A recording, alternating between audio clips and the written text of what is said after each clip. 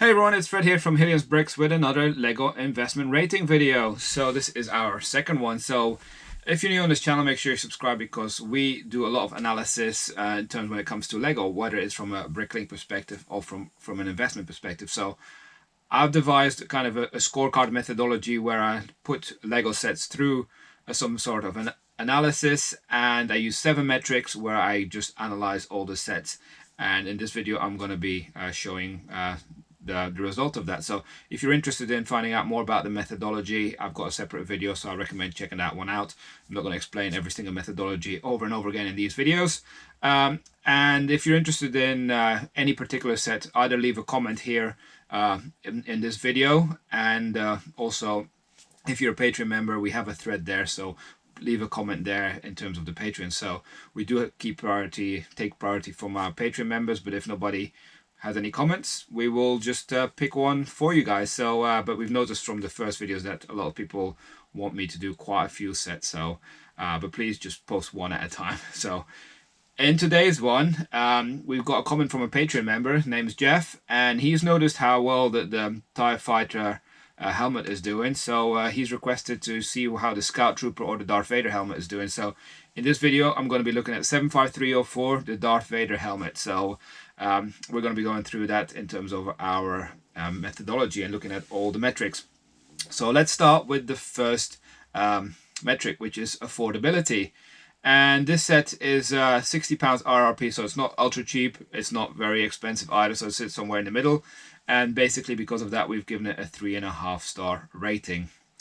Next is the theming, and again, this is a Star Wars set, and Star Wars generally does okay, and therefore we've given this a top rating, as most of the sets with Star Wars tend to do quite well, and being the helmets, they tend to do it very well as well, so that's why we're giving this a 5-star rating.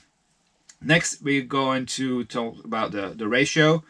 And this set, as I mentioned, is £60 and it's got 834 pieces. There's no minifigures, so you simply can do a ratio, price per piece analysis. We don't need to make any adjustment for minifigures.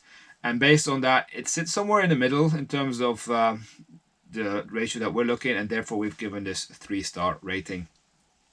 Next, our measure is availability, and that means how widely it's available online, stores and everything like that.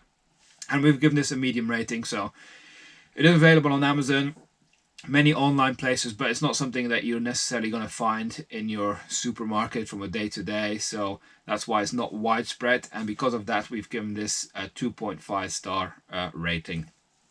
Next, we're looking at shelf life, so how long does this theme on average stay available for. So we do a lot of tracking from all the Lego sets that we've been gathering analysis for, and Star Wars as a theme is somewhere in the middle, and therefore we've given this a 3-star rating. Next, we go over to like the buzz score, as we like to call it. That means like how much hype is there about this set. Is this a set that was talked about a lot when it first came out, or is this just something that just went under the radar that nobody knows about? So I wouldn't say this is ultra high when the Darth Vader helmet came out. It's not like the TIE Fighter pilot helmet, so but I would say there's still a good amount of hype, so therefore we've given it a medium rating, which gives it a 3.5 star rating for the buzz score.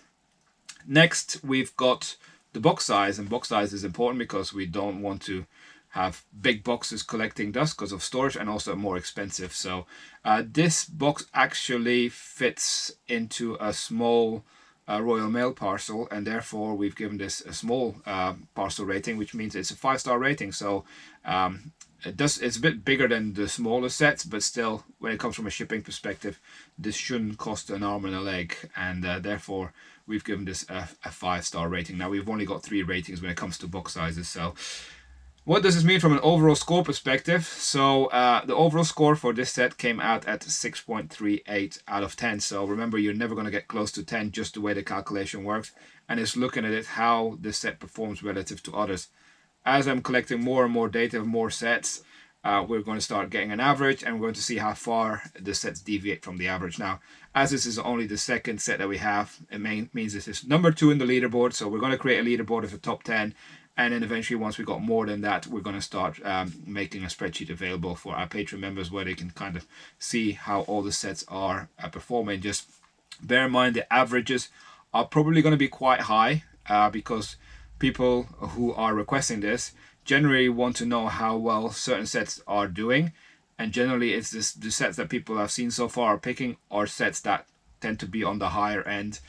So not many people are going to ask for Lego City sets, which would bring down the averages. So do bear that in mind as well when we're going to be doing averages analysis. But yeah, that's it. If you want to see another set, make sure you leave one in the comment, the set number, and then we'll maybe pick it. So yeah, thanks for watching, and I'll see you again soon.